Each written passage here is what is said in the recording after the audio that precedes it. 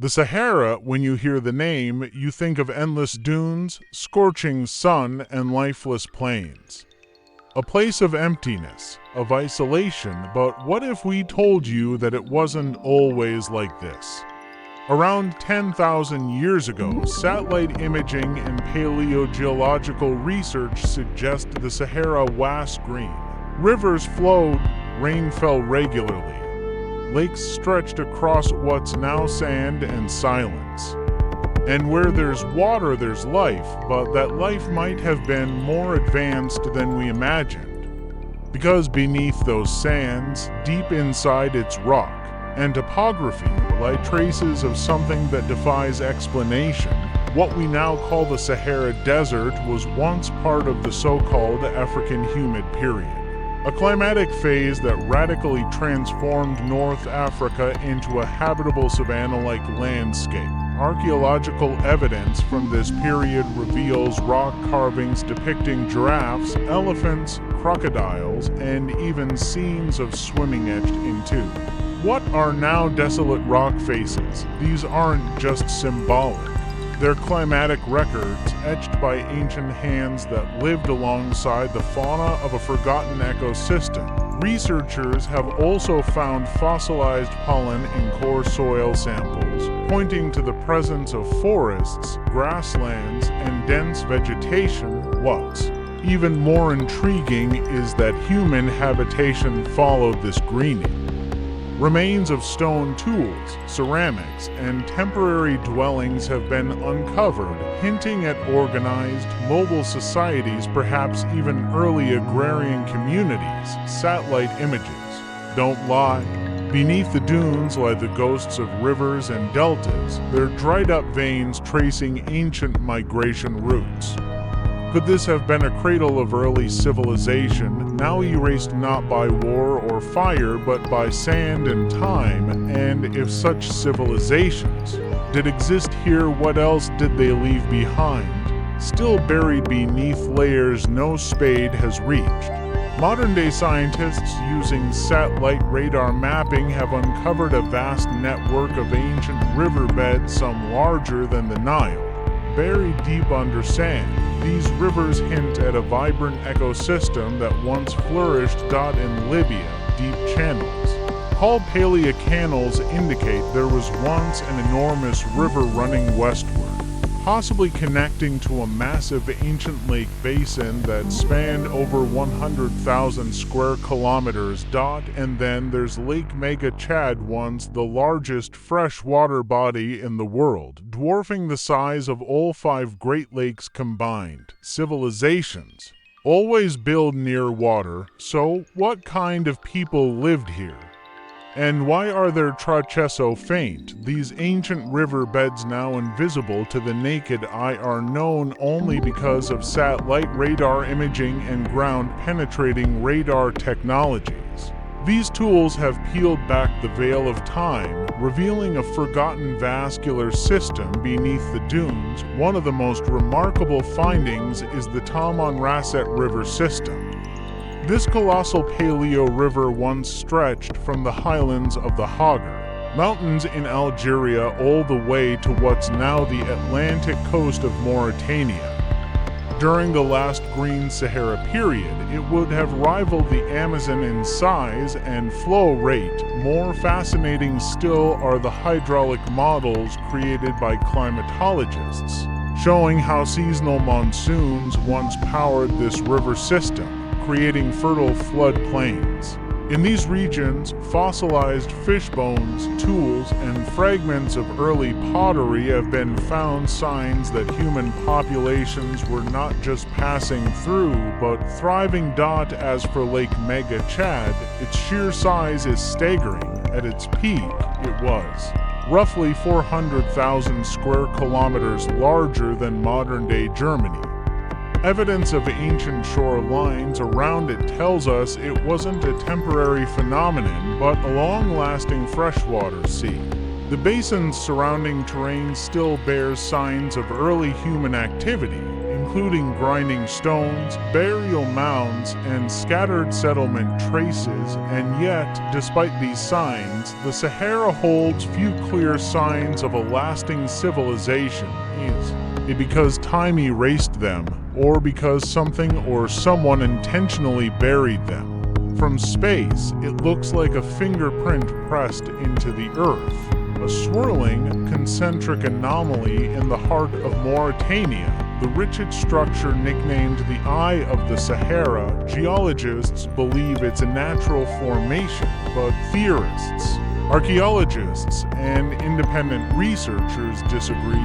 Its circular shape, dimensions, and proximity to ancient water sources strikingly match Plato's description of Atlantis, three concentric rings of land and sea, mountains to the north, abundant resources.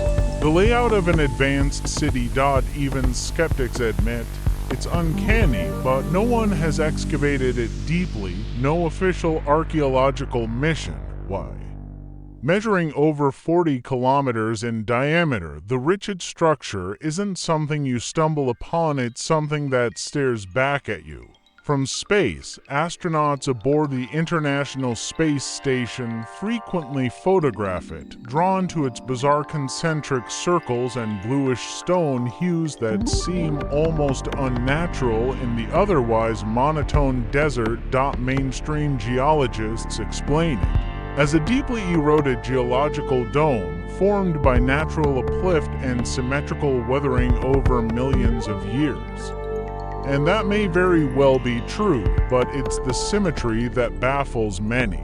Natural processes don't often create three near-perfect concentric rings, each separated by canals of erosion that just happen to mirror the exact proportions described by Plato in his writings on Atlantis. What's more, satellite overlays comparing the Richat to Plato's map show alignment in more than just shape. Plato mentioned a mountain range to the north, fertile plains inside the rings, and an abundance of red, black, and white stones, all of which are present in the Richat's topography and geology. And yet, there have been no official excavations. No deep core drilling, no widespread archaeological surveys. Just drone footage and amateur expeditions. Some speculate the lack of excavation stems from political or military restrictions. Others believe that if the Richat is Atlantis or something, like it uncovering the truth could unravel our accepted timeline of civilization.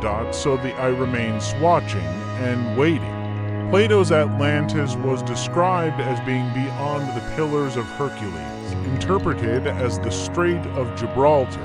The Eye of the Sahara lies just south of that. It has the right shape, the size, the geography, and the erosion lines suggest water once filled those rings. What if Atlantis didn't sink beneath the seabed, was swallowed by sand? Mainstream academia labels this as pseudo-archaeology. Yet, every year, researchers upload drone footage, magnetic field maps, and satellite overlays that further this theory. Why such resistance? Could it be because accepting it would change everything we know about human history? If Plato's account was pure fiction, it's strange how geographically coherent his descriptions are. The Eye of the Sahara lies almost exactly south of the Pillars of Hercules, the ancient name for the Strait of Gibraltar, which Plato explicitly mentioned as the western boundary of the known world. In Plato's dialogue Critias, Atlantis was described as having a plain surrounded by mountains, rich in minerals, wildlife, and arranged in concentric circles of land and water. While most mainstream interpretations have fixated on the Atlantic Ocean, others have pointed out that Plato never said Atlantis was underwater, only that it was lost in a day and night of misfortune. Could that misfortune have been a sand burial? A sudden climatic event like the end of the African humid period could have triggered mass desertification. Ancient lakes dried, winds picked up, sand buried everything. It wouldn't be a tsunami of water, but a tsunami of dust and time. Further intriguing is the mineral profile of the Richat, deposits of red jasper, black basalt, and white quartzite eerily matching the red, black, and white stones mentioned in Plato's description of Atlantean architecture. If even a fraction of this aligns, then we must ask, was Plato drawing from ancient memory or lost records? Did knowledge of an advanced Saharan culture survive into Greek philosophy? And if so, what else have we forgotten if Atlantis did exist not in myth, but beneath our feet what might still lie undiscovered just beneath the sand? Scattered across the Saharan rim, particularly in southern Algeria and Niger, stand thousands of monoliths, massive stones erected in astronomical alignments. Some resemble dolmens. Others have perfectly drilled holes. A few are lined in mathematically precise arrays similar to what we see in Stonehenge or Göbekli Tepe. Researchers have found large platforms, rock engravings of extinct animals, and even copper tools. But here's what's strange: some stone cuts are impossibly precise, laser straight, as if carved with tools we can't even trace. Was this an early form of lost technology? Or did we simply forget that humans once knew how to work stone with brilliance? If these megaliths scattered across the Sahara were isolated anomalies, they might be dismissed as random. But they're not. They form patterns geometric, astronomical, and intentional. Take the Tassili Najr in southern Algeria. The site contains more than 15,000 rock engravings, many dating back over 10,000 years. Among them are unexplainable figures, tall, helmeted beings with strange visors, depictions of animals long extinct, and scenes of celestial alignment. In the air mountains of Niger, explorers have discovered standing stones organized in parallel rows, some aligned with the summer and winter solstices, a clear indication of an advanced understanding of astronomy. But what truly challenges modern understanding are the precision cuts found on some of these stones, circular drill holes, too perfect to be made by hand, grooves that resemble modern-day machine scoring. Polished stone surfaces without signs of bronze or iron tools. Even more puzzling, no large-scale quarrying tools or metal forges have been found near these structures. If these civilizations were as primitive as assumed, how did they shape such hard material? Some theories point to vibration-based cutting techniques similar to the ultrasonic methods we're developing today. Others suggest we may be underestimating ancient ingenuity, assuming they couldn't have had high-level tools simply because we haven't found them. But if tools once existed that were advanced and made of materials that degraded or were reused, then what we're seeing might be traces of a forgotten high-tech past. And if the Sahara once held such capabilities, what else was it hiding? Despite numerous discoveries, these sites are underreported. Why? Political instability in North Africa, restricted military zones, and, quite frankly, a disinterest from academic institutions. Funding rarely goes to excavate deserts. Focus remains on Egypt, Mesopotamia, or the Indus Valley. But when local nomads tell stories about buried cities, forbidden caves, glowing stone chambers, we begin to see the outline of a suppressed legacy, one that may have thrived before Egypt, before Sumer, before we could even write. For all its potential, the Sahara remains one of the least excavated regions on Earth. Not because there's nothing there, but because almost no one is looking. Why? Firstly, geopolitical instability. Many of the most promising zones lie within military-restricted areas across Algeria, Libya, Mali, and Niger. Expeditions need complex permits, often denied or delayed without reason. Secondly, the funding gap. Academic and government-sponsored archaeology tends to favor sites with political or religious resonance like Egypt's Giza Plateau, Mesopotamia's ziggurats, or the Mayan ruins of Central America. The Sahara, vast and logistically difficult, simply doesn't fit the budget or narrative, but perhaps more telling is the institutional skepticism. Any theory connecting the Sahara to Atlantis, lost technologies, or forgotten civilizations is immediately labeled pseudo-archaeology, a term that shuts down debate before it even begins. Researchers who propose alternative timelines or interpretations risk career sabotage, funding withdrawal, or exclusion from academic circles. Even satellite imagery showing possible subterranean structures, rectilinear anomalies buried under dunes, are often ignored or dismissed as natural formations. And when local nomads tell stories of cursed ruins, buried chambers, or ancient tunnels glowing at night, these are filed under folklore, never formally investigated. But what if these tales aren't fiction? What if they're fragments of truth, passed down through oral tradition? What if the real reason no one talks about it is because talking about it changes everything? The past, after all, isn't just what happened, it's what we choose to acknowledge. Despite numerous discoveries, these sites are underreported. Why?